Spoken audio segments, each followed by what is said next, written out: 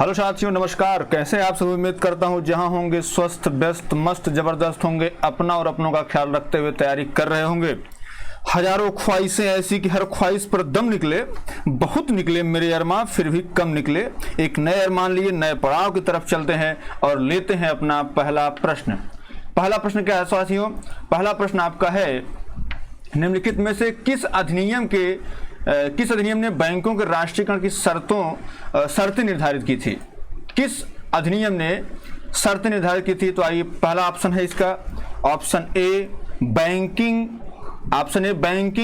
कंपनियां उपक्रम का अधिग्रहण और हस्तांतरण अधिनियम के द्वारा 1970 के द्वारा। ऑप्शन बी भारतीय रिजर्व बैंक सार्वजनिक स्वामित्व में हस्तांतरण अधिनियम। ऑप्शन सी बैंकिंग विनियमन अधिनियम। ऑप्शन डी इनमें से कोई नहीं। तो ये बताइए इसमें क्या है? आपको पता है कि बैंकों का राष्ट्रीयकरण जो पहली दफा हुआ था वो 1969 में हुआ था। आपको पता है 1969 में पहली दफा बैंकों का राष्ट्रीयकरण हुआ था। ये कितने बैंक थे? 14 बैंक थे। और उसके बाद कब हुआ था? 1980 में हुआ था। कितने बैंकों का? 6 बैंकों का। ये पता आपको? तो बैंकों का राष्ट्रीयकरण जो है वो बैंकिंग कंपनियां उपक्रमों का अधिग्रहण और हस्तांतरण अधिनियम जो है 1970 के अंतर्गत ही किया गया था। ठीक है, ये शर्तें निर्धारित की गई थी 1970 के द्वारा की गई थी। ऑप्शन ए इसका सही है। चलिए अगला प्रश्न लेते हैं। अगला प्रश्न क्या? 1991 में नई आर्थिक नीतियों के तहत उदारीकरण और निजीकरण की पहल का प्राथमिक परिणाम निम्नलिखित में से कौन सा था? ऑप्शन ए राजकोषीय नीति सुधार। ऑप्शन बी मौद्रिक नीति सुधार। ऑप्शन सी वैश्वीकरण। ऑप्शन डी इनमें से कोई नहीं। आपको पता है कि 1991 में बहुत बड़ा एक आर्थिक संकट आया था। आपको पता है, जिसके लिए मनमोहन जी को याद किया जाता है। और इस वक्त जो है प्रधानमंत्री आपके नरसिम्हा राव थे। पूछा जाता है कि प्रधानमंत्री कौन थे? तो प्रधानमंत्री जो है उस वक्त नरसिम्हा राव थे। कौन थे? नरसिम्हा राव। और अगर आपसे पूछा जाए वित्त मंत्री कौन था, इसीलिए याद किया जाता है किसको? मनमोहन सिंह जी को। वित्त मंत्री कौन थे? मनमोहन सिंह। इन्होंने ही इस संकट से उबारा था, मनमोहन सिंह ने। ठीक है, और इन्होंने ये कहा था कि प्राइवेट होना चाहिए, प्राइवेशन होना चाहिए और लिबराइजेशन होना चाहिए। ठीक है, मतलब ये कि उदारीकरण और निजीकरण, क्या उदारीकरण और निजीकरण का सिद्धांत जो था यहीं से आया था। ये कहा गया था कि उदारीकरण जो अर्थव्यवस्था के उदारीकरण तथा बाजार के निजीकरण से भारतीय बाजार विश्व के बाजार के लिए, वैश्विक बाजार के लिए भारतीयों की पहुंच में सुगमता आएगी, जिससे वैश्वीकरण होगा। ठीक है, इससे वैश्वीकरण होगा। आपको पता है यहीं से जो है लिक्विडेशन, प्राइवेटाइजेशन, है ना, ये सारी चीजें आई थी। तो ये 19, अब इसमें कौन सा सुधार हुआ था? ठीक है, अब जाहिर सी बात है जब ये आर्थिक संकट आया हुआ था तो वैश्वीकरण, अगर उदारीकरण निजीकरण आएगा तभी क्या आएगा? वैश्वीकरण आएगा। क्या आएगा? वैश्वीकरण आएगा। ठीक है, तो ऑप्शन नंबर सी आपका क्या है? सही है। चलिए आगे बढ़ते हैं, अगला प्रश्न लेते हैं। 3 नंबर में क्या है? निम्नलिखित में से किसे भारत में हरित क्रांति के जनक के रूप में जाना जाता है? आप देख रहे हैं कई दफा आ चुका है। मतलब ये मैं पीटी का जो सिलेबस अभी आपसे डिस्कस कर रहा हूं, सारे पेपर डिस्कस करूंगा, उसके बाद सिलेबस में कैसे आपको पढ़ना वो सारी चीजें बताऊंगा। तो बिल्कुल बेफिक्र रहिए आप। 80+ नंबर दिलवाने का जो वादा है उस पर मैं खरा उतरूंगा। जीएस आपसे बिल्कुल कंप्लीटली इतना बढ़िया कर दूंगा कि आप बिल्कुल एकदम अच्छे हो जाएंगे। Option A doctor Arun Krishnan, option B Swaminathan, option C Verghese Kurien, option D Sam Pitroda. बताओ भैया इसमें क्या सही है? इसमें क्या सही है बताएं। देखिए, अगर हम बात करें किसकी? हरित क्रांति की, तो आपको पता है जो हरित क्रांति है ये 1960 के दशक में जो है पूरे विश्व में आई थी। ठीक है, 1960 के दशक में पूरे विश्व में आई थी। और ये लाने वाले जो थे वो नॉर्मन बोरोलॉग थे। ठीक है, कौन थे? बोरोलॉग साहब थे, बोरोलॉग। और उसके बाद जब इंडिया की बात करते हैं तो इंडिया में ये 1966-67 में आई थी। और इंडिया में लाने का श्रेय किसको था? MS स्वामीनाथन को था। ऑप्शन नंबर बी इसमें आपका सही हो जाएगा। बात क्लियर है? MS स्वामीनाथन जो है ये लेकर के आए थे और इन्होंने कहा था कि जो उच्च उपज वाले बीज हैं उनका जो है कुछ उनका उपयोग किया जाए, जिससे क्या होगा? जिससे जो उपज है उसमें वृद्धि होगी और उसका उपयोग पहली दफा जो है गेहूं गेहूं और चावल पर किया गया। किस पे? गेहूं और चावल पर किया गया। और ये प्रयोग भारत में कहाँ किया गया था? पंजाब में किया गया था। बात क्लियर है? चलिए ऑप्शन नंबर बी आपका सही है। आगे बढ़ते हैं। चौथा प्रश्न है कि भारतीय संविधान के लिए डीपीएसपी राज्य के नीति निर्देशक तत्व निम्नलिखित में से किस देश के संविधान से प्रेरित हैं? बताइए भैया। अगर हम बात करें यूएसए की, तो आपको पता है अगर यूएसए की बात करते तो यूएसए में जैसे आपके मौलिक अधिकार आ गए। क्या आ गया? मौलिक अधिकार। ये आपके यहीं से लिए गए हैं, ठीक है। मौलिक अधिकार हो गया। अब अगर हम बात करें कि जो है जैसे यहाँ पे राष्ट्रपति के लिए निर्वाचन या जो उच्च न्यायालय की सर्वोच्चता, वो सब सारी चीजें आपके यूएसए से आई है। फ्रांस से अगर कोई पूछे, है ना, जैसे फ्रांस से, तो फ्रांस से जो है वही फ्रांस की क्रांति से स्वतंत्रता, समानता और बंधुत्व, ये नारा यहाँ पे दिया गया था। ये भी इसमें फ्रांस से शामिल कर लिया गया, ठीक है। अब अगर बात करें आयरलैंड की, तो मेरे दोस्त मेरे भाई जो आपका डीपीएसपी है, ये कहाँ से लिया गया? यही आयरलैंड से लिया गया। ऑप्शन सी इसका क्या है? सही है। चलिए आगे बढ़ते हैं 5वें नंबर पे। 5वां नंबर क्या भाई? भारतीय संविधान के अनुच्छेद 19 में कौन सा अधिकार शामिल है? संवैधानिक उपचारों का अधिकार, वाक और अभिव्यक्ति की आजादी, शोषण के विरुद्ध अधिकार, धर्म की स्वतंत्रता का अधिकार। बताओ भैया, धर्म की स्वतंत्रता का अधिकार कहां से कहां तक है? धर्म की स्वतंत्रता का अधिकार 25 से 28 तक है। बात क्लियर है। शोषण के विरुद्ध की अधिकार की बात करें तो 23 और 24 में शोषण के विरुद्ध अधिकार दिया गया है। संवैधानिक उपचारों का अधिकार अनुच्छेद 32 में है। कहां पे है? अनुच्छेद 32 में है, ठीक है, संवैधानिक उपचारों का अधिकार। उसके बाद अगर वाक और अभिव्यक्ति की आजादी की बात करते हैं तो वाक और अभिव्यक्ति की आजादी मेरे भाई मेरे दोस्त ये आपके 19 में है, ठीक है, वाक और अभिव्यक्ति की आजादी। और यही ये किसमें सम्मिलित है? स्वतंत्रता के अधिकार में। क्या?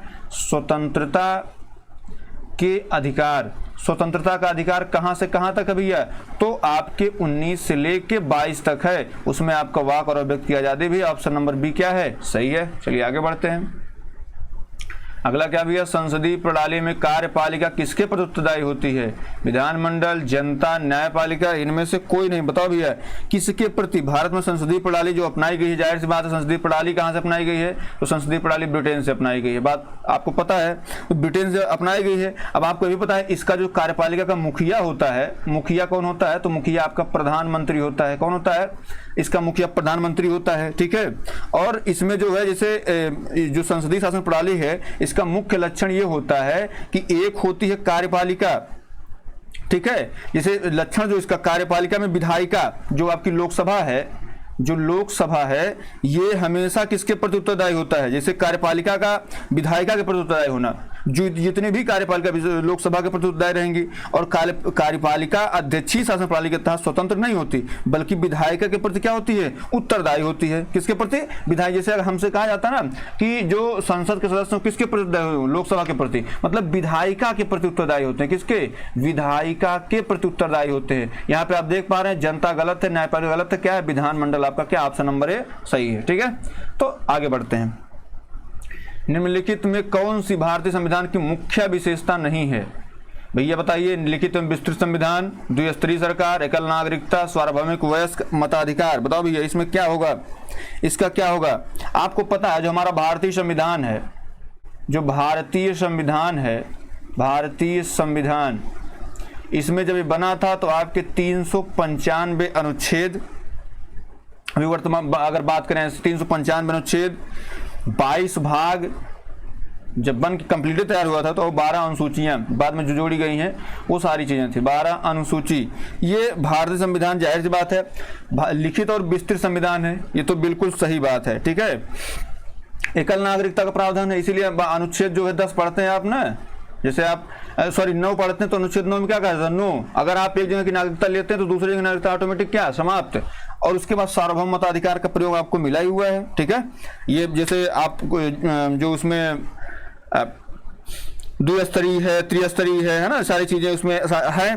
तो आपको ये भी सार्वभौमिक मताधिकार मिला हुआ है, एकल नागरिकता भी है विस्तृत संविधान। लेकिन द्विस्तरीय सरकार, समझिए इसको, यहाँ पे द्विस्तरीय सरकार नहीं है, ठीक है। यहाँ पे एकल नागरिकता है, सार्वभौमिक वयस्क मताधिकार से, लेकिन द्विस्तरीय सरकार की विशेषता नहीं, बल्कि यहाँ त्रिस्तरीय सरकार की विशेषता। कैसी विशेषता है?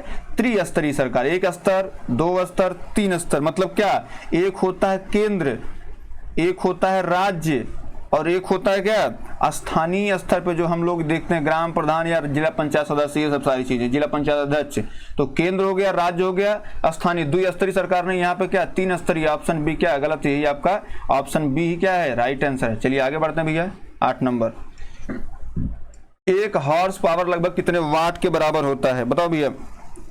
एक हॉर्स पावर कितने वाट के बराबर होता है। पहली बात 746 वाट, ऑप्शन बी 748 वाट, सी ऑप्शन 756 वाट, ऑप्शन डी इनमें से कोई नहीं। बताओ भैया जो हार्स पावर है, आप यहाँ पे देख पा रहे हैं हार्स पावर जो है ये विद्युत माप की इकाई है। किसका, ये विद्युत माप की इकाई है, विद्युत माप की इकाई है, ये विद्युत माप की इकाई है, ठीक है। और एक हार्स पावर बराबर होता है 746 वाट। ऑप्शन नंबर ए आपका क्या है, सही है। चलिए आगे बढ़ते हैं 9वां नंबर क्या, निम्नलिखित में से कौन एक रासायनिक अभिक्रिया नहीं है, पूछा गया है।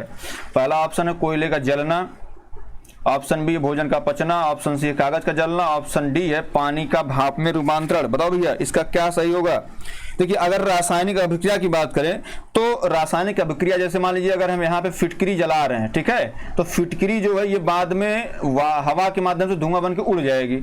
मतलब ये होता है कि रासायनिक अभिक्रिया जब भी होती है तो इसके परिणाम स्वरूप क्या होता है, जैसे ये इसमें और इसमें क्या हुआ, अस्थाई परिवर्तन हुआ। क्या होता है, अस्थाई परिवर्तन होता है, अस्थाई परिवर्तन होता है मेरे भाई।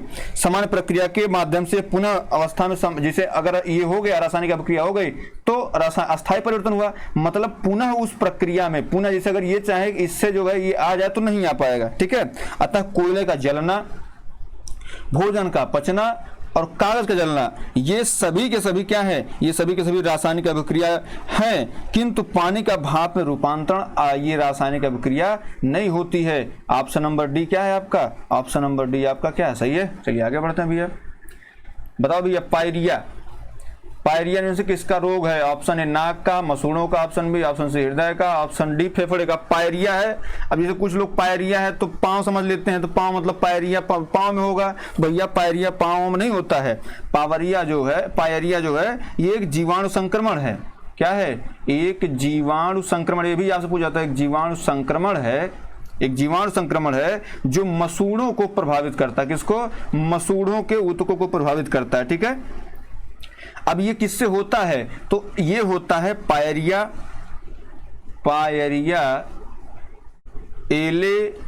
एलेवालिरिस, पायरिया एलेवोलिरिस के नाम से जाना जाता है, ठीक है। अब इससे होता क्या है, मसूड़ों में खून आना होता है, दांत ढीले हो जाना, मुंह से दुर्गंध आती है। तो भैया यहाँ पे मसूड़ा ऑप्शन का ऑप्शन नंबर बी सही है। आगे बढ़ते हैं 11 नंबर पे आते हैं। बताओ भैया फ्लोएम एक ऊतक है, निम्नलिखित में से किस में पाया जाता है। एक होता है जाइलम और एक होता है फ्लोएम, ठीक है, ये दो होते हैं। अब देखिए फ्लोएम जो है एक पादप ऊतक है, जाहिर सी बात है। अब ये पौधों में जैसे अब जाहिर सी बात है जाइलम जल लेके जाता है और फ्लोएम जो है उसको जैसे फ्लोएम एक पादप, जाइलम जो है ये जाइलम की भांति काम करता है, पौधों की जड़ तना पत्ती में पाया जाता है और ये पत्तियों द्वारा तैयार भोज्य पदार्थों को पौधों के विभिन्न भागों तक पहुंचाता है। जबकि जैसे अगर जाइलम की बात करें तो जाइलम का काम केवल क्या है, जाइलम का मुख्य कार्य है जल को तने द्वारा जड़ से पत्तियों तक पहुंचाना। जैसे अगर यहाँ पे जड़ है ये और यहाँ पे पूरा वृक्ष है तो यहां से यहां तक जल का पहुंचाना ये क्या है, जाइलम का काम है। लेकिन अगर पत्तियां जैसे पत्तियों द्वारा जैसे यहाँ पे पत्ती द्वारा तैयार भोज्य पदार्थ जो है इनको इनके पार्ट में पहुंचाना है, किसका काम है, फ्लोएम का काम है। बात क्लियर है। तो क्या पूछ रहा है, फ्लोएम में कूता जिसे यह किस में पाया जाता है। अब जाहिर सी बात पौधों में पाया जाएगा, स्तनधारियों में, प्रजनन। अब ये जाहिर सी बात है अगर यहाँ पौधा है तो पौधों में ही पाया जाएगा, ऑप्शन ए आपका सही है। अब यही पत्तियों में पाया जाता है कि तने में पाया जाता है कि जड़ में पाया जाता है, तो आप कहते हैं साहब इस पत्तियों में पाया जाता है। क्या, ये पत्तियों में पाया जाता है। बात क्लियर है। चलिए आगे बढ़ते हैं। दरअसल पत्तियों द्वारा जो भी भोज्य पदार्थ तैयार होते हैं वो पौधे के प्रत्येक पार्ट में पहुंचाने का काम करता है, ठीक है। चलिए आगे बढ़ते हैं 12 नंबर। भारत की पंचायती राज व्यवस्था में कितने स्तर हैं, 1 स्तर है, 2 स्तर है, 3 स्तर है, 4 स्तर। बताओ भैया भारत में जो पंचायती राज व्यवस्था है ये इसमें कितने स्तर पाए जाते हैं। तो भैया देखिए पंचायती राज व्यवस्था, अगर सबसे पहले थोड़ा सा इतिहास इसके बारे में जान लीजिए तो जो पंचायती राज व्यवस्था है सर्वप्रथम 1959 में कहाँ पे, राजस्थान के नागौर जिले, राजस्थान के राजस्थान के नागौर जिले में इसको जो है प्रारंभ किया गया था। जवाहरलाल नेहरू ने स्वयं प्रारंभ किया था। और इसमें जो ये सिद्धांत जो इनका था वो बलवंत राय मेहता समिति ने ये सिद्धांत दिया था। किसने दिया था? बलवंत राय मेहता समिति ने सिद्धांत दिया था। इस सिद्धांत में था क्या? ये 3 स्तरीय पंचायत की बात करते थे। पहला क्या? पहला होता था जिला पंचायत, जो जिला स्तर पर काम करता, जिला पंचायत। उसके बाद एक था जो ब्लॉक स्तर पर काम करता था, मतलब जो मध्य का काम करता था, उसको बोलते थे क्षेत्र पंचायत। क्या? उसको बोलते थे क्षेत्र पंचायत। और एक जो सबसे नीचे वाला था उसको बोला जाता है ग्राम पंचायत। तो यहाँ पे कितना स्तरीय है? 3 स्तरीय। ऑप्शन नंबर सी आपका क्या है? सही है। चलिए आगे बढ़ते हैं। बताओ भैया, निम्नलिखित में से कौन सा एसिड कार की बैटरी में प्रयोग किया जाता है? इसका जवाब दीजिए। कार की बैटरी में देखिए एसिटिक एसिड प्रयोग कभी नहीं किया जाएगा, ठीक है। एसिटिक एसिड का प्रयोग कहाँ होता है? सिरका बनाने में किया जाता है, इसका सिरका, ठीक है। नाइट्रिक एसिड, जैसे अब यहाँ पे आप नाइट्रिक एसिड का प्रयोग कहाँ होता है? बढ़ईगिरी में किया जाता है, ठीक है। रॉकेट रोधन में किया जाता है। किसमें? बढ़ईगिरी और रॉकेट रोधन, ठीक है, इसमें किया जाता है। अगर इसमें बात करें हाइड्रोक्लोरिक की, तो आप देखते होंगे हाइड्रोक्लोरिक क्लीनर का काम किया जाता है। क्लीनर जो होता है उसमें लगाया जाता है हाइड्रोक्लोरिक एसिड। तो भैया आपका ऑप्शन नंबर ए गलत, बी गलत, ऑप्शन नंबर सी गलत, option number D sulphuric acid. और कभी कभी अगर इसका रासायनिक सूत्र आपसे पूछ ले तो H2SO4 होता है। ऑप्शन डी सही है। चलिए आगे बढ़ते हैं। 14 नंबर क्या है? द अनामलाई रीटेल नाम की डैम जल फ्लाई की एक नई प्रजाति की खोज किस राज्य में की गई है? Option A Kerala, option B Assam, option C Tamil Nadu, option D आपका इनमें से कोई नहीं। बताओ भैया ये कहाँ खोजी गई है? अब जाहिर सी बात है ये जो है खोजी गई है आपके केरल में, ठीक है। और केरल में अगर आपसे पूछा जाए कहाँ खोजी गई है तो केरल के पीची वाजनी वन्य जीव अभयारण्य में जो है इस खोजी गई है, ठीक है। और यहाँ पे जो है केरल में अगर पूछा जाए कहाँ पे, तो ये अगर लोकल पूछ लिया जाए केरल में कहाँ, तो ये बता दीजिएगा त्रिशूर। क्या? त्रिशूर। ऑप्शन नंबर ए सही है आपका। चलिए आगे बढ़ते हैं। 15 नंबर क्या है? महाराष्ट्र में स्थित औरंगाबाद का नया नाम क्या है? बताओ भैया। संभाजीनगर, धुले, धाराशिव या सतारा? आपको पता सतारा ही जो है सबसे पहले सहायक संधि स्वीकार करने वाला राज्य था। ऑप्शन ए जो इसमें संभाजीनगर है वही सही है। तो औरंगाबाद का नया नाम क्या है? संभाजीनगर है। बात क्लियर है। चलिए आगे बढ़ते हैं। अगला क्या है? टाटा पावर सोलर ने किस राज्य में भारत सबसे बड़ी फ्लोटिंग सौर ऊर्जा परियोजना शुरू की है? असम में, बिहार में, उड़ीसा में, केरल में? बताओ भैया सबसे बड़ी जो है फ्लोटिंग तैरती हुई सौर ऊर्जा परियोजना कहाँ शुरू की गई है? तो मेरे दोस्त, मेरे भाई, ये जो शुरू की गई है वो शुरू की गई है केरल में। कहाँ पे? केरल में शुरू की गई। ऑप्शन नंबर डी आपका सही है। और ये जो है 101 मेगावाट की जो है परियोजना है ना। 101 मेगावाट इसकी क्षमता है, ठीक है। चलिए आगे बढ़ते हैं। 17 नंबर क्या? निम्नलिखित में से कौन सा देश भारत का सबसे लंबी अंतर्राष्ट्रीय सीमा साझा करता है? बांग्लादेश, भूटान, नेपाल या इनमें से कोई नहीं? बताओ भैया सबसे लंबी जो स्थलीय सीमा है ये किससे लगती है? जाहिर सी बात है भूटान से बहुत छोटी सी है। आपको पता है भूटान यहाँ पे है, यहीं बगल में सिक्किम है, ये हल्का सा जो है आपका पश्चिम बंगाल लगता है ना, यहाँ अरुणाचल प्रदेश, तो ये बहुत छोटा सा है। नेपाल भी आपका जैसे यहाँ पे नेपाल है तो ये अधिकतर यूपी से या असम से टच करता, बहुत ज़्यादा इससे मतलब नहीं है। तो option number C, option number इसमें पूछा सबसे लंबी, तो जाहिर सी बात है बांग्लादेश से ही है, 4000 कुछ किलोमीटर है, ठीक है। चलिए आगे बढ़ते हैं। 4000 कुछ मतलब अगर एग्जैक्ट आपसे पूछ ही ले तो 4096.7 किलोमीटर है ये, ठीक है। सबसे लंबी सीमा इसी की है, मतलब जो 7 स्थली से सटे हुए देश हैं भारत के, उनमें जो है सबसे लंबी सीमा बांग्लादेश की है, ठीक है। चलिए आगे बढ़ते हैं भैया। अगला क्या है? इजराइल की राजधानी कहाँ है? इजराइल की राजधानी ऑप्शन है Jerusalem, option B Baghdad, option C Dublin, option D Kabul. बताओ भैया अगर काबुल की बात करें भाई साहब तो काबुल जो है ये अफगानिस्तान की राजधानी, कहाँ पे? अफगानिस्तान की राजधानी है। डबलिन की बात करें तो डबलिन जो है ये आयरलैंड की राजधानी। सब नोट कर लीजिएगा, एग्जाम में जरूर आएगा। बगदाद कहाँ की है? तो बगदाद जो है ये इराक की राजधानी है। और अगर जेरूसलम की बात करें तो ये कहाँ की है? यही आपकी इजराइल की है। ऑप्शन नंबर ए क्या है आपका? सही है। चलिए 19 नंबर चलते हैं। निम्नलिखित में से किस राज्य में विधान परिषद है? Option A Jharkhand, option B Karnataka, option C Orissa, option D Gujarat. बताओ भैया। देखिए अगर हम विधान परिषद की बात करें तो वर्तमान में जो है 6 राज्यों में विधान परिषद है। अब 6 राज्यों के नाम जान लीजिए, उसके बाद ऑप्शन आपका हो ही जाएगा। ठीक है, सबसे पहले नंबर पे अगर कोई आता है तो वो आता है आपका यूपी, उत्तर प्रदेश आता है। ठीक है, दूसरे नंबर पे आता है आपका एपी, मतलब आंध्र प्रदेश, क्या अरुणाचल ना समझिएगा, आंध्र प्रदेश आता है। ठीक है, एपी हो गया। तीसरे नंबर पे इसी का जो है सटा हुआ बगल में राज्य है तेलंगाना आता है।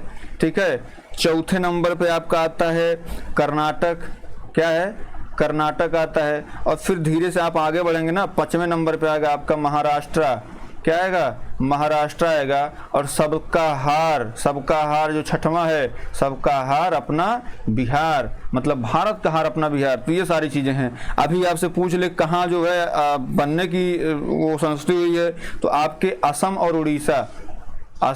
और उड़ीसा ने जो है यहाँ पे ये सहमति दे दी है संसद को, स्वयं की विधान परिषद बनाने की जो स्वीकृति मांगी जाती है उस पर दे दिया इसने, असम और इसमें। तो ये कह सकते हैं भविष्य में 8 हो सकता है, लेकिन फिलहाल देखिए उड़ीसा में अभी सहमति दी है, गुजरात में तो है ही नहीं है, झारखंड का बेड़ा गर्क है। तो अनुच्छेद ये आपका ऑप्शन नंबर भी कर्नाटका सही है। इसमें देखिए यहाँ पे है ना कर्नाटका।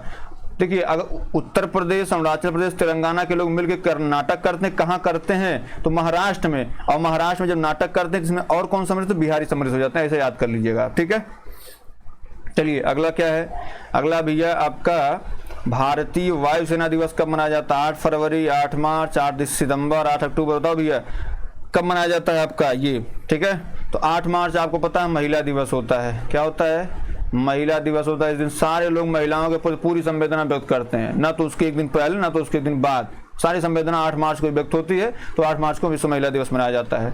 यहाँ पे ऑप्शन नंबर डी आपका 8 अक्टूबर होगा सही। 8 अक्टूबर जो है, 8 अक्टूबर 1932 को ब्रिटिश सरकार द्वारा, 8 अक्टूबर 1932 में ब्रिटिश सरकार द्वारा, किसके द्वारा? ब्रिटिश सरकार के द्वारा यहाँ पे जो है रॉयल इंडियन एयरफोर्स की स्थापना की। रॉयल पूछा जाता है किस नाम से स्थापित? रॉयल इंडियन एयरफोर्स, इसकी स्थापना, तो रॉयल इंडियन एयरफोर्स की स्थापना हुई थी, है ना। तो इस चक्कर में 8 अक्टूबर को प्रतिवर्ष क्या जाता है? विश्व वायुसेना दिवस मनाया जाता है। आगे बढ़ते हैं, अगला क्या भैया? निम्नलिखित में से भारत का स्कॉटलैंड भी कहा जाता है, किसे कहा जाता है? कुर्ग को, श्रीनगर को, मसूरी को या दार्जिलिंग को? दार्जिलिंग को चाय के लिए दार्जिलिंग फेमस है ना। मसूरी जो है घूमने के लिए फेमस है। श्रीनगर जो है अगर कहा जाए तो अभी जो जम्मू की राजधानी है ना। इसमें जो कुर्ग ऑप्शन आपका ए है, कुर्ग, यही आपका सही है। ठीक है, कुर्ग जो है इसे दक्षिण भारत का कश्मीर भी कहा जाता है। जो स्कॉटलैंड है इसे दक्षिण भारत का कश्मीर भी कहा जाता है। दक्षिण भारत का कश्मीर भी कहा जाता है। बात क्लियर है? तो आप ऐसे समझ लीजिए। आगे बढ़ते हैं, 22 नंबर पे चलते हैं। 22 नंबर में क्या भैया? 22 नंबर कौन सी कला मथुरा से स्टेज सीलिंग की पारंपरिक कला? बताओ भैया। कजरी, लघु कला, साझी या इनमें से कोई नहीं? बताओ भैया इसमें क्या सही है? जो साझी, जो मथुरा से स्टेज सीलिंग की परंपरा है वो जो है साझी इसमें सही है। ठीक है, साझी दरअसल की शुरुआत ब्रज से हुई थी। यह श्री कृष्ण लीलाओं से जुड़ी हुई कला है। जो साझी है ये वहां से जो श्री कृष्ण की लीलाओं से जुड़ी कला है। तो ऑप्शन नंबर सी आपका सही है, साझी। ठीक है, चलिए आगे बढ़ते हैं। कजरी अगर पूछा जाए तो कजरी आपके जो है यह पूर्वांचल साइड में होती है। बेसिकली इसका जो ज्यादा होता है ये होता है मिर्जापुर में। ठीक है, मिर्जापुर। चलिए आगे बढ़ते हैं 23 नंबर पे। 23 नंबर क्या भैया? निम्नलिखित में से किस व्यक्ति ने प्रसिद्ध पुस्तक the story of my experiment with truth लिखी है? महर्षि दयानंद सरस्वती, जवाहरलाल नेहरू, महात्मा गांधी, सरदार वल्लभ भाई पटेल। बताओ भैया कौन लिखा है? देखिए अगर हम बात करें जवाहरलाल नेहरू की तो इन्होंने लिखा था क्या? Discovery of India. क्या लिखा था इन्होंने? Discovery of India. Discovery of India लिखा हुआ है। महात्मा गांधी, महर्षि दयानंद सरस्वती की बात करें तो इन्होंने जो है सत्यार्थ प्रकाश लिखा हुआ है। सत्यार्थ प्रकाश। इन्होंने नारा क्या दिया था? नारा इन्होंने दिया था वेदों की ओर लौटो, वेदों की ओर लौटो, है ना। इन्होंने जो है आर्य समाज की स्थापना भी की थी 1873 में। तो कई चीजें हैं यहाँ से जुड़ी हुई। अब इसका सरदार वल्लभ भाई पटेल की अगर हम बात करें तो सरदार वल्लभ भाई पटेल जो सरदार के उपाधि 1928 में बारदोली सत्याग्रह की महिलाओं ने दिया था, है ना। ये पहले जो है गृह मंत्री भी थे, है ना। इन्होंने भारत के राष्ट्रीयकरण में बहुत अहम भूमिका निभाई थी। तो महात्मा गांधी जो है इनकी ये रचना है माई एक्सपेरिमेंट विद ट्रूथ। तो इसको जो है आपका ऑप्शन नंबर सी क्या है, सही हो जाएगा। चलिए आगे बढ़ते हैं 24 नंबर पे। वायुमंडल में ग्रीन हाउस गैसें अधिकांश उत्सर्जित को अवशोषित करती हैं जो निचले वायुमंडल को गर्म करती है। ऑप्शन ए आपका पराबैंगनी किरण है, ऑप्शन बी अवरक्त विकिरण, ऑप्शन सी दृश्यमान प्रकाश, ऑप्शन डी होता है इसमें इनमें से कोई नहीं। बताओ भैया इसमें क्या सही होगा। देखिए अगर हम इसकी बात करें तो जो वायुमंडल में जो ग्रीन हाउस गैसें हैं ये पृथ्वी के अधिकांश उत्सर्जित अवरक्त विकिरण को अवशोषित करती हैं, ठीक है। किसको अवशोषित करती है? अवरक्त जो भी विकिरण होती है उनको अवशोषित करती हैं, ठीक है। तो इसका ऑप्शन नंबर बी क्या है, सही हो जाएगा। बात क्लियर है। पराबैंगनी विकिरण जो है ये जैसे वहां से आप देखते होंगे कि जैसे हम लोग कभी कभी बात करते हैं जो इफेक्ट पड़ रहा है आंखों के ऊपर या जिसके ऊपर पराबैंगनी किरण का जो इफेक्ट है वो वायुमंडल में जो छेद है उसके विषय में सारी चीजें हम कभी प्रश्न आएगा उस पर डिस्कस करेंगे। नहीं तो जब आपको ज्योग्राफी हम पढ़ाएंगे तो हम आपको धीरे धीरे डिस्कस करेंगे एक चीज करके, ठीक है। बिल्कुल पीटी का जो सिलेबस उसके अकॉर्डिंग सारी चीजें होंगी, ठीक है। चलिए अगला प्रश्न लेते हैं भैया। वॉलीबॉल निम्नलिखित में से किस देश का राष्ट्रीय खेल है? Option A Indonesia, option B Argentina, option C Nepal, option D इनमें से कोई नहीं। बताओ भैया वॉलीबॉल के विषय में क्या है। अगर हम इंडोनेशिया की बात करें तो इंडोनेशिया का राष्ट्रीय खेल कौन सा है? तो ये बैडमिंटन है। क्या है? बैडमिंटन है। अगर हम अर्जेंटीना की बात करें तो अर्जेंटीना का राष्ट्रीय खेल पाटो है। क्या है? पाटो है, ठीक है। नेपाल की बात करें तो नेपाल भैया वॉलीबॉल है, वॉलीबॉल है। यही नहीं, अगर श्रीलंका पूछ ले आपसे कभी जिंदगी में तो श्रीलंका का भी क्या है? वॉलीबॉल ही है। बताओ भैया वॉलीबॉल कहाँ का है? तो नेपाल। ऑप्शन नंबर सी सही है आपका, ठीक है।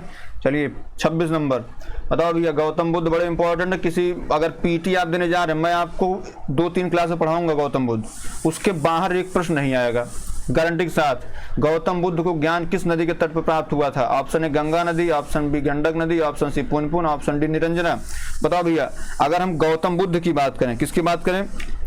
गौतम बुद्ध की, तो उन्होंने बौद्ध धर्म की स्थापना की थी। किसकी? बौद्ध धर्म की स्थापना इन्होंने की थी। बौद्ध धर्म की स्थापना इन्होंने की थी, बात पता है, ठीक है। और बौद्ध धर्म की स्थापना इन्होंने, जैसे कहा जाता है कि जो है जो गृह त्याग है, गृह त्याग का भी इन्होंने किया था। गृह त्याग किया था 29 वर्ष की अवस्था में। और ये कहलाया क्या? महाभिनिष्क्रमण कला। महाभिनिष्क्रमण, ये पक्का किसी न किसी एग्जाम में आएगा, लिख लीजिएगा। महाभिनिष्क्रमण कहलाया, ठीक है। और इनको जो ज्ञान प्राप्त हुआ जहां से बुद्ध कहलाए, ये था आपका बोध गया में। क्या? बोध गया में कौन से, कहाँ पे? पीपल वृक्ष के नीचे। पीपल पूछा था किस वृक्ष के नीचे? पीपल वृक्ष के नीचे। और कौन सी नदी थी इनके सामने? कौन सी नदी बनी थी इनके सामने? बनी थी निरंजना नदी थी मेरे भाई। कौन सी? निरंजना नदी थी, निरंजना नदी, ठीक है। चलिए अगला लेते हैं भैया। आपका ऑप्शन नंबर डी क्या है यहाँ पे? ऑप्शन नंबर डी आपका सही हो जाएगा। चलिए आगे बढ़ते हैं और 27 नंबर लेते हैं। 27 नंबर क्या है? हर्षवर्धन के शासनकाल के दौरान निम्नलिखित में से कौन सी नई राजधानी थी जो थानेश्वर से स्थानांतरित हुई थी? बताओ भैया कौन सी राजधानी थानेश्वर से स्थानांतरित हुई थी? इसका जवाब दीजिए। जाहिर सी बात है हर्षवर्धन जो है, अगर पूछ लिया जाए हर्षवर्धन जो है ये किस वंश का शासक था, तो ये था पुष्यभूति वंश का। क्या था? पुष्यभूति वंश का शासक था। पुष्यभूति वंश का शासक था। और इसने अपनी राजधानी जो है ये थानेश्वर से, क्या? थानेश्वर से कन्नौज स्थानांतरित की थी। कहाँ पे? कन्नौज। और यहीं पे आपको बताते हुए अत्यंत हर्ष हो रहा है, यहीं से जो है यहाँ पे जो कुंभ मेला लगता है यहीं का शासक था हर्षवर्धन। यहाँ पे सारी चीजें होती थी। तो यहाँ पे जो कुंभ मेला का भी कभी प्रश्न आएगा तो इतिहास बताएंगे आपको, वो भी कन्नौज से जुड़ा हुआ है। इत्र का व्यापार यहाँ पे होता है। क्या? इत्र का व्यापार। इत्र का व्यापार के लिए कन्नौज प्रसिद्ध है। तो आपका ऑप्शन नंबर डी क्या है? सही है। चलिए आगे बढ़ते हैं। 28 नंबर लेते हैं। 28 नंबर में क्या भैया? किस सेना की ताकत छापामार गुरिल्ला रणनीति की थी? मराठा, मुगल, ब्रिटिश या नायक? बताओ भैया इसका क्या होगा? देखिए जो गोरिल्ला युद्ध है ये बेसिकली आप शिवाजी के विषय में आप जानते होंगे। शिवाजी कौन थे? शिवाजी। और शिवाजी की जो गोरिल्ला प्रणाली थी ये बड़ी फेमस थी, ठीक है। तो ये कह सकते हैं कि जो इसमें मराठा शासक है, ऑप्शन नंबर ए आपका सही हो सकता है, ठीक है। और इन्होंने यह प्रणाली जो है किसके विरुद्ध अपनाई, मुगलों के विरुद्ध अपनाई थी। जो गोरिल्ला प्रणाली थी वो मुगलों के विरुद्ध अपनाई थी। तो ब्रिटिश का और नायक से कोई संबंध नहीं, बल्कि एक प्रणाली थी जो मराठा अपनाया था, किसके विरुद्ध, मुगलों के विरुद्ध अपनाया था। ठीक है, चलिए आगे बढ़ते हैं। 29 नंबर 29 नंबर क्या भैया, हड़प्पा सभ्यता के दौरान डांसिंग नर्तकी की कांस्य प्रतिमा बनाने के लिए किस तकनीक का इस्तेमाल किया गया था? ऑप्शन ए पत्थर की नक्काशी, ऑप्शन बी हाथी दांत नक्काशी, ऑप्शन सी लकड़ी की नक्काशी, ऑप्शन डी मोम लोपी ढलाई। बताओ भैया ये इसमें क्या था? अभी जब हम आपको पढ़ा रहे थे, आप पिछला जब हड़प्पा सभ्यता पढ़ेंगे उसमें हमने बताया था नर्तकी कांस्य मूर्ति मिली थी, है ना। तो नर्तकी कांस्य मूर्ति आप देखेंगे कि वहां पे ये बनाई कैसे गई थी, तो मोम लोपी ढलाई कास्टिंग से बनाई गई थी। बात क्लियर है, मोम लोपी ढलाई से जो है बनाई गई थी। और आपको पता है जो हड़प्पा सभ्यता है सबसे प्राचीन नगरी सभ्यता है, और ये भारत में जो है नहीं बल्कि पाकिस्तान के सिंध प्रांत में पाया जाता है, ये भी आपको पता है। ठीक है, तो ऑप्शन नंबर डी आपका सही है इसमें। चलिए आगे बढ़ते हैं। 30 नंबर क्या भैया, पूर्ण स्वराज की मांग करने वाले प्रथम कार्यकर्ता का नाम बताइए। मगफूर अहमद आजादी, बिपिन चंद्र पाल, बाल गंगाधर तिलक, हसरत मोहानी। बताओ भैया ये पूर्ण स्वराज की मांग सबसे पहले जो है किसने किया था? तो पूर्ण स्वराज की मांग जो है सबसे पहले अहमदाबाद में हुई थी। कहाँ पे हुई थी? अहमदाबाद में हुई थी। अहमदाबाद में 1921 में हुई थी। कहाँ पे? 1921 जो कांग्रेस का अधिवेशन था, यहाँ पे जो है पूर्ण स्वराज की मांग की गई थी। और कांग्रेस ने जैसे यहाँ पे मांग अहमदाबाद में की गई थी, और किसने किया था? हसरत मोहानी ने की थी, है ना। और कांग्रेस ने, समझिएगा ये भी प्रश्न आ सकता है, कांग्रेस ने अपने मंच से पहली बार पूर्ण स्वराज की मांग कब की थी? तो 1929 में की थी। और किसकी अध्यक्षता में? तो JL नेहरू की अध्यक्षता में। बात क्लियर है, JL नेहरू की अध्यक्षता में। यहाँ पे ऑप्शन आपका डी क्या होगा, सही हो जाएगा। चलिए आगे बढ़ते भैया। अगला क्या है भैया, निम्नलिखित में से किसे स्वदेशी आंदोलन का प्रमुख कारण माना जाता है? महिला शिक्षा की वजह, पुलिस और रेलवे में वित्त पोषण, ऑप्शन बी कलकत्ता निगम अधिनियम 1899, बंगाल में को विभाजित करने का निर्णय, ऑप्शन डी है पंजाब भूमि हस्तांतरण अधिनियम। ठीक है, तो बताओ भैया इसमें इसका क्या होगा? देखिए अगर बात की जाए इसकी, तो ये आपको पता है कि जो स्वदेशी आंदोलन था ये 7 अगस्त को आया था। कब आया था? 7 अगस्त को ये स्वदेशी आंदोलन आया था। ये वाला स्वदेशी आंदोलन जो है ये 7 अगस्त को आया था। और इसी को बंग भंग विरोधी आंदोलन भी कहा जाता है। बंग भंग विरोधी आंदोलन भी कहा जाता है ना। इसकी जो औपचारिक शुरुआत हुई थी वो बेसिकली टाउन हॉल से हुई थी, कलकत्ता के टाउन हॉल से हुई थी। ठीक है, और इसका एकमात्र उद्देश्य था कि बंगाली विभाजन क्या हो, रद्द हो। आपको पता है 20 जुलाई को बंगाल विभाजन करने के लिए एक नोटिफिकेशन जारी हो गया था। इसमें यह था कि 16 अक्टूबर को जो बंगाल का विभाजन है वो किया जाएगा। बात क्लियर है। इसके विरोध में 7 अगस्त को बंग भंग विरोधी जो है ये आंदोलन चला था, जिसको स्वदेशी आंदोलन भी कहते हैं। ठीक है, तो इसका ऑप्शन नंबर आपका ये बंगाल विभाजन, ऑप्शन नंबर सी आपका सही हो जाएगा। ठीक है, ऑप्शन सी। चलिए आगे बढ़ते हैं 32 नंबर पे। 32 नंबर क्या भैया, ब्रिटिश सरकार ने निम्नलिखित में से किस भाषा को भारतीय समाज में प्रस्तुत करने की उत्सुकता दिखाई? Option A Sanskrit, option B Hindi, option C Angrezi, option D इनमें से कोई नहीं। अब जाहिर सी बात है, आपको पता है संस्कृत की बात तो करेंगे नहीं, हिंदी की बात करेंगे, अंग्रेजी की बात करें। क्यों? क्योंकि उन्होंने जो है आपको पता 1919 में जो है इन्होंने ईसाइयों को प्रचार करने की बात कही। ईसाई प्रचार कर सकते हैं, धर्म परिवर्तन कर सकते हैं, प्रचार प्रसार कर सकते हैं, धर्म परिवर्तन करा सकते हैं। और इन्होंने ईसाइयों को अलग से पृथक निर्वाचन प्रणाली में सम्मिलित कर लिया था बाकायदे।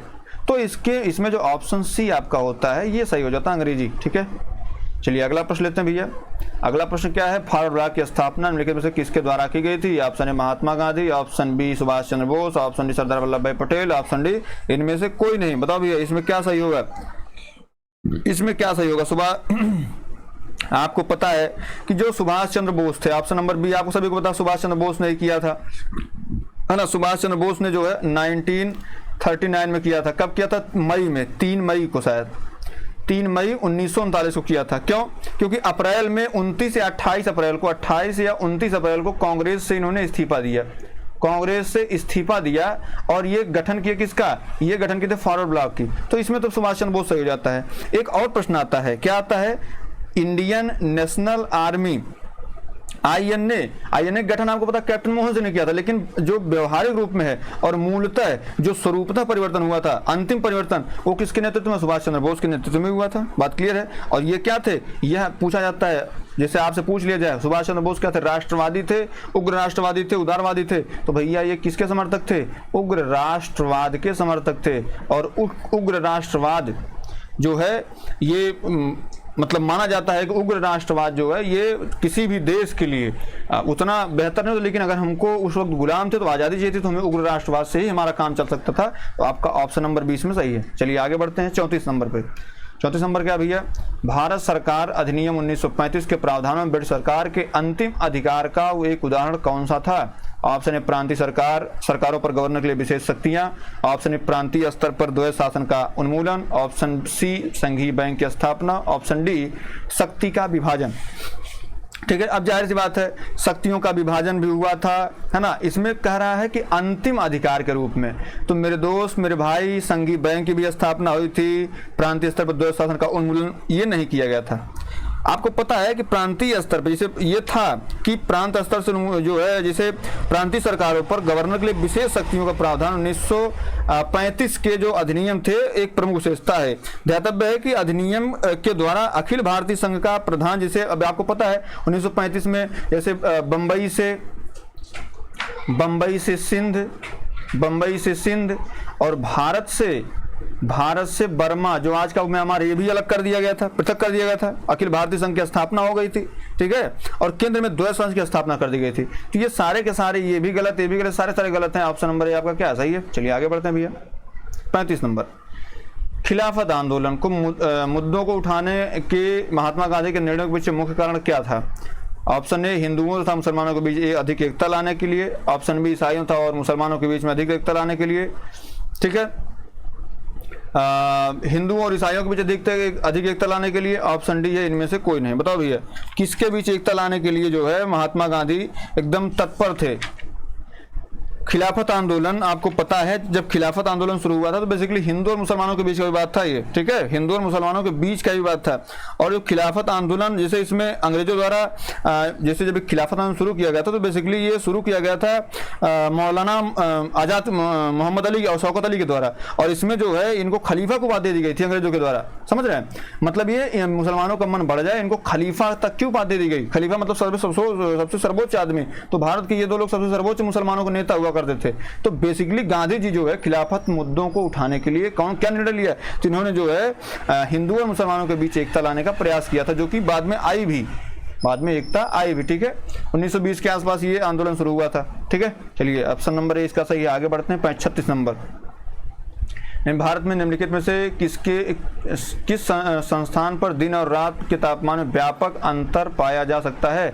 Option A thermal, option B Kerala, option C Andaman Nicobar द्वीप समूह, ऑप्शन डी गोवा। बताओ भैया इसका क्या होगा, कहाँ पे अंतर पाया जाता है? ठीक है, देखिए अगर हम बात करें, जैसे एक हो गया हमारी ये धरती हो गई, और ये हो गया जैसे ये मान लीजिए सामान्य भूमि है, ये क्या है? ये सामान्य भूमि है। और ये क्या है? मरुस्थल है।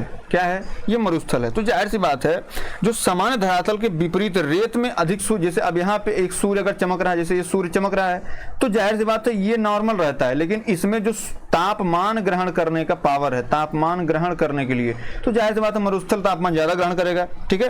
तापमान जब ज्यादा ग्रहण करेगा तो जल्दी गर्म होगा, और जब जल्दी गर्म होगा तो रात के समय जब सूर्य ताप की मात्रा की तीव्रता वापस लौटती है तो यहाँ पर जो है तापमान, जो रात्रि के समय तापमान है, रात्रि का तापमान जो होता है ये बहुत न्यूनतम होता है, मतलब ठंडी भी लगती है यहाँ पे।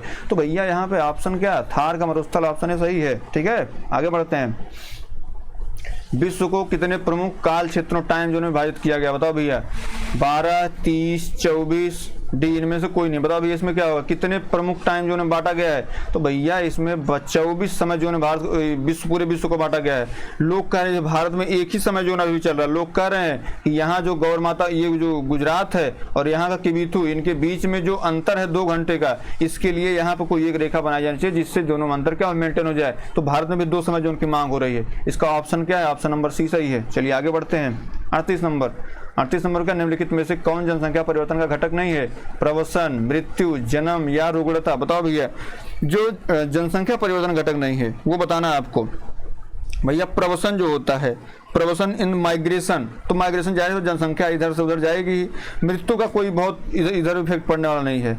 जन्म का अब जाहिर सी बात है, जन्म हो गया, मृत्यु हो गया, ये जैसे अब कोई ये कहे, जैसे मान लीजिए हमारी जनसंख्या ये भारत है ना, और ये बगल में अपना लल्लू पाकिस्तान है। अब कोई यहाँ से माइग्रेट करके यहाँ चला जाए, मतलब प्रवसन करके चला जाए, तो जाहिर बात जनसंख्या यहाँ की कम तो होगी ना। मृत्यु है, मृत्यु कम है तो जनसंख्या कम तो होगी ना। जन्म हो रहा है, जनसंख्या बढ़ेगी ना। तो ये तीनों के तीनों जो है ये प्रभावित करने वाले कारक हैं। लेकिन जो रुग्णता, जैसे मान लीजिए हम कोई व्यक्ति है और ये कैंसर से पीड़ित है, तो जनसंख्या तो बढ़ा के रखा ही ना। तो इसका ऑप्शन नंबर डी सही हो जाएगा। जन्म भी प्रभावित करता है, मृत्यु प्रभावित करती है, प्रवसन भी प्रभावित करता है, लेकिन रुग्णता प्रभावित नहीं करती। ऑप्शन डी क्या है? सही है। चलिए आगे बढ़ते हैं। 39 भैया आ गया। लक्षद्वीप की राजधानी कौन सी है? कवरत्ती है, आइजोल है, पोर्ट ब्लेयर है, या इनमें से कोई नहीं? बताओ भैया राजधानी कौन सी है? तो पोर्ट ब्लेयर कहाँ की राजधानी है? अंडमान निकोबार द्वीप, अंडमान निकोबार द्वीप की राजधानी है।